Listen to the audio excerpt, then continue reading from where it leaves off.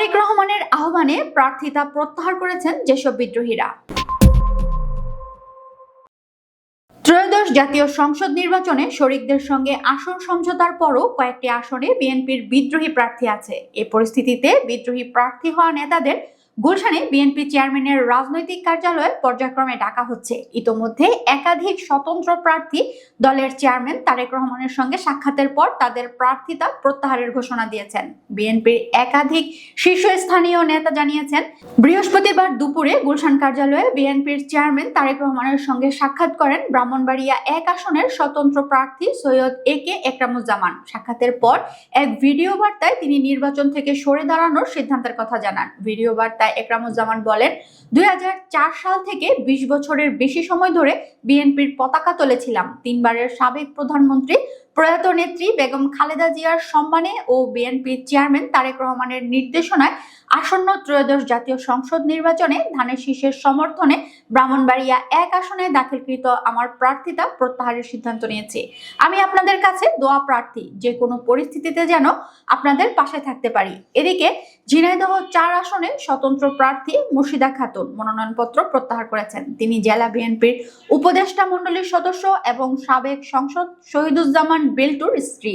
বৃহস্পতিবার জেলা রিটার্নিং কর্মকর্তার কাছে লিখিত আবেদন করে তিনি প্রার্থিতা প্রত্যাহার করেন। গুলশানে বিএনপি চেয়ারম্যানের রাজনৈতিক কার্যালয়ে তারেক রহমানের সঙ্গে সাক্ষাৎ করেন MA খালেক। এই সাক্ষাতের পর ব্রাহ্মণবাড়িয়া 6 আসন সহ বিভিন্ন আসনে বিদ্রোহী প্রার্থীদের প্রার্থিতা প্রত্যাহারের সম্ভাবনা নিয়ে দলের ভেতরে নতুন করে আলোচনা শুরু হয়েছে। বিএনপির নেতারা মনে করছেন MA খালেক সহ আরো কয়েকজন বিদ্রোহী প্রার্থী নির্বাচন থেকে সরে দাঁড়াতে পারেন।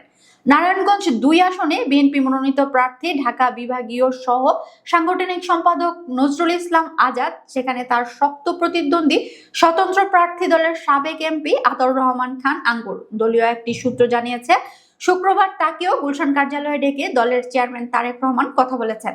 মাদারীপুর 3 আসনে স্বতন্ত্র প্রার্থী কেন্দ্রীয় যুবদলের নির্বাহী কমিটির সাবেক সহসাধারণ সম্পাদক আসাদুজ্জামান পলাশ নির্বাচন থেকে সরে দাঁড়ানোর ঘোষণা দিয়েছেন। এক ফেসবুক স্ট্যাটাসে তিনি বলেন, গণতন্ত্রের আপসহীন নেত্রী দেশনেত্রী বেগম খালেদা জিয়ার ইন্তেকালে সৃষ্ট জাতীয় শোকের প্রতি সম্মান জানিয়ে এবং বিএনপি চেয়ারম্যান তারেক রহমানের প্রতি পূর্ণ রাজনৈতিক আনুগত্য রেখে আমি আসন্ন নির্বাচন থেকে সরে দাঁড়ানোর সিদ্ধান্ত নিয়েছি।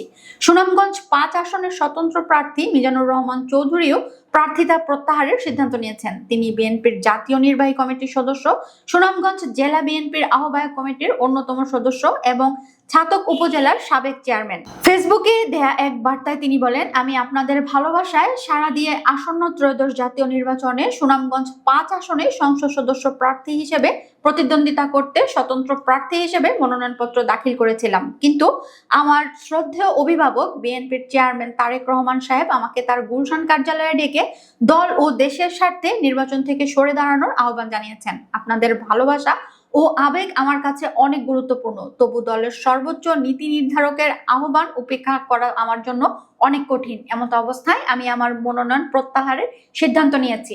এরই মধ্যে তারেক রহমানের সঙ্গে সাক্ষাৎ করা নেতারা নির্বাচনে না থাকার সিদ্ধান্তের কথা জানিয়েছেন। বিএনপির আশা এই উদ্যোগের মাধ্যমে সংকটের সমাধান হবে। এই কারণে মনোনয়নপত্র প্রত্যাহারের শেষ দিন 20 জানুয়ারি পর্যন্ত অপেক্ষা করবে দলটি।